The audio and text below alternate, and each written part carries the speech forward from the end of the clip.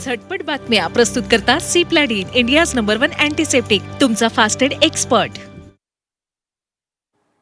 पाहुयात झटपट बातम्या. मुंबईच्या वरळी येथील समाज कल्याण विभागाच्या वसतिगृहाला सामाजिक न्याय मंत्री संजय क्षीरसागरांनी भेट दिली. काही दिवसांपूर्वी वरळी वसतिगृहातील विद्यार्थ्यांनी निकृष्ट दर्जाचं अन्न दिल्याविरोधात आंदोलन केलं होतं. त्यानंतर क्षीरसागरांनी वसतिगृहाची पाहणी केली. यावेळी संबंधित ठेकेदारावर गुन्हा दाखल करून कारवाईचे आदेश क्षीरसागरांनी दिलेले आहेत. दिल्ली आणि झारखंडच्या आंदोलनावरून सत्ताधारी आणि विरोधक संसदेबाहेर आक्रमक झाले होते. दिल्ली लाठीचार्ज प्रकरणावर विरोधकांनी आंदोलन करत सरकारवर हल्लाबोल केला, तर दुसरीकडे झारखंड लाठीचार्ज प्रकरणावर सत्ताधाऱ्यांनी इंडिया आघाडीवर टीकास्त्र डागलेलं आहे. राज्य सरकारनं सामान्य प्रशासन विभागात स्वतंत्र मराठा आरक्षण कक्ष स्थापन केलाय. मराठा आरक्षणाशी संबंधित प्रशासकीय कामकाजासाठी हा कक्ष स्थापन करण्यात आला. या कक्षाच्या पदरचनेबाबत दुरुस्ती करण्यात आली. गणेशोत्सवासाठी ग्रुप पद्धतीनं कोकणात जाणाऱ्या प्रवाशांवर 30% अधिभार लावण्याच्या एसटीच्या निर्णयाला गणेश भक्तांनी विरोध केला. गणेश भक्तांवर एकूण 43.5% वाढीव भाड्याचा भार पडत असल्याचा दावा संघटनेनं कार्याध्यक्ष यांनी केलेला आहे. उच्च न्यायालयानं अन्न औषध प्रशासनावर टीका केली आहे. एफडीएची कारवाई म्हणजे डास मारण्यासाठी तलवारीचा वापर करण्यासारखी आणि प्रश्न विचारण्यापूर्वीच गोळी झाडण्यासारखी असल्याची टीका उच्च न्यायालयानं केली. तर एफडीएला आपल्या अधिकारांचा वापर विवेकानं आणि योग्य पद्धतीनं करण्याचे निर्देश न्यायालयानं दिलेले आहेत. कांदिवली चारकोपीतील तलावाभोवतीच्या अतिक्रमणावर कारवाई करण्यात अपयश आलं. यावरून मुंबई उच्च न्यायालयानं मुंबई उपनगर जिल्हाधिकाऱ्यावर कठोर शब्दात ताशेरे ओढलेत. तसंच अतिक्रमणाविरोधात केवळ कागदपत्र नकोत, कृती हवी असं जिल्हाधिकाऱ्यांना बजावलेलं आहे. मेट्रो 2 मधील 2 प्रकल्पांना अखेर मुहूर्त मिळाला. चेंबूर मेट्रो स्थानक आणि वाकोला बीकेसी मार्गाचं उद्या लोकार्पण होणार आहे. याच दोन्ही प्रकल्पाचं मुख्यमंत्री देवेंद्र फडणवीस यांच्या हस्ते लोकार्पण होणार आहे.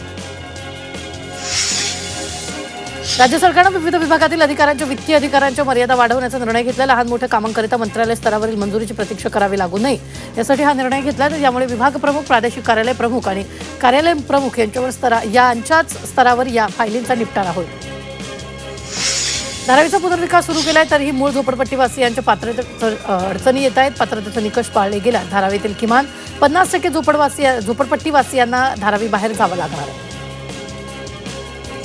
नौदलाच्या 10 व्यक्तींना पाणबुड्यांवरील महापालिकेकडून विमा संरक्षण देण्यात येणार आहे. पावसाळ्यात मुंबईतील पूरसदृश परिस्थिती हाताळण्यासाठी आणि समुद्रात बुडणाऱ्या व्यक्तींच्या बचाव कार्यात सहभागी होणाऱ्या नौदलाच्या व्यक्तींना विमा कवच देणार आहे. प्रत्येक व्यक्तीला 50 लाख रुपयांप्रमाणे 5 कोटी रुपयांचं हे विमा कवच असणार आहे.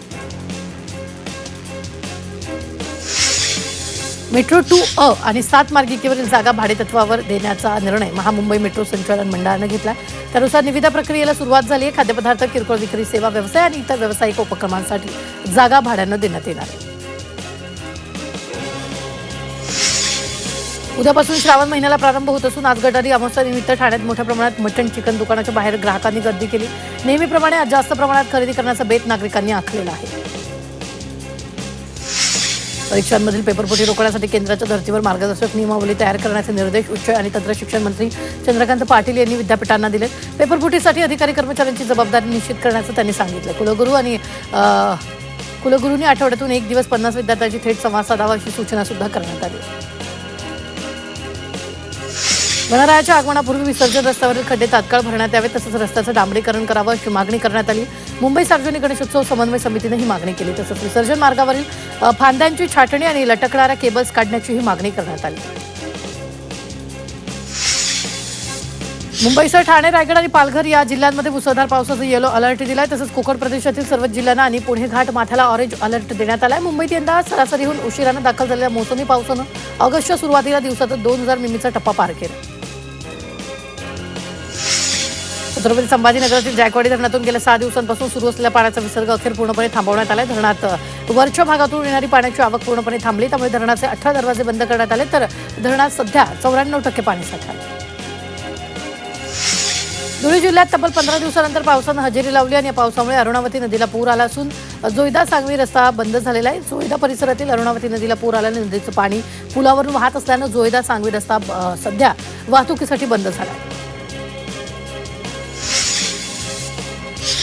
नाशिक शहरात 19 डेंग्यू बाधित आढळलेत. नाशिक शहरातील 6 विभागात डेंग्यूचा प्रादुर्भाव वाढलाय. 19 जणांना डेंग्यूची लागण झाली असून 670 संशयित रुग्णांवर उपचार सुरू आहेत.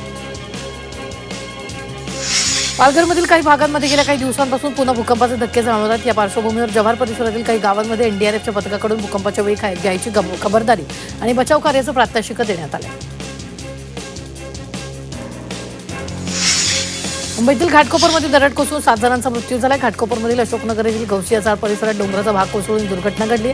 यामध्ये 7 जणांचा मृत्यू झाला असून यात 2 चिमुकल्यांचा समावेश आहे. दरड कोसळण्याची अथवा भूस्खलन होण्याची शक्यता असलेल्या धोक्याच्या ठिकाणी रहिवाशांनी राहू नये, स्थलांतरित व्हावं. यासाठी मुंबई महानगरपालिकेकडून नागरिकांना नेहमी सतर्क करून सूचना दिल्या जात आहेत. विशेषतः पावसाळ्यापूर्वी उपाययोजना करताना नोटीसही दिल्या जातात. मालेगावच्या वऱ्हाणा गावात 60 ते 70 फूट खोल विहिरीत 3 दिवसांपासून कोबरा साप अडकला होता. सर्पमित्र अविनाश जाधव यांनी जीवाची पर्वा न करता सापाला सुरक्षितपणे विहिरीतून बाहेर काढलं. त्यानंतर कोबराला वन्य अधिवासात सोडून जीवनदान दिलं. जळगाव जिल्ह्यातील पाचोरा इथं भडगाव रोडवर धावत्या दुचाकीत साप आढळल्याने एकच खळबळ उडाली. दुचाकी चालवत असताना साप असल्याचं लक्षात येतात दुचाकी चालकाची तारांबळ उडाली. यावेळी सापाला बाहेर काढण्यास सर्पमित्राला यश आलं. वर्ध्यातील सेलू तालुक्यातील बोर व्याघ्र प्रकल्प परिसरात अस्वलानं गुरख्यावर हल्ला केला. या जीवघेण्या हल्ल्यात आमगाव 48 वर्षीय गुराखी गंभीर जखमी झालेत. वन विभागानं जखमी गुरख्याला योग्य ती आर्थिक मदत द्यावी अशी जोरदार मागणी केली जाते. दिल्ली एअर इंडियाच्या विमानाला 4 ऑगस्टला तीव्र टर्ब्युलन्समुळे 300 फूट खाली यावं लागलं होतं. या घटनेत 17 जण जखमी झाले. मुख्य वैमानिकाची दुसरी उत्तेजक पदार्थ चाचणीची पॉझिटिव्ह असल्याने तो दोषी आढळला. या प्रकरणाची तपासणी सुरू असून डीजीसीएकडून चाचण्या अधिक कडक करणार. पुणे अहिल्यानगर महामार्गावर शिरूरजवळ कंटेनर कार, दुचाकी आणि एसटी बसचा भीषण विचित्र अपघात झाला. या दुर्घटनेत उद्योजकासह कार चालक आणि दुचाकी चालकाचा जागीच मृत्यू झाला. अपघातानंतर कंटेनर चालक फरार झाला असून शिरूर पोलिसांकडून त्यांचा शोध सुरू आहे.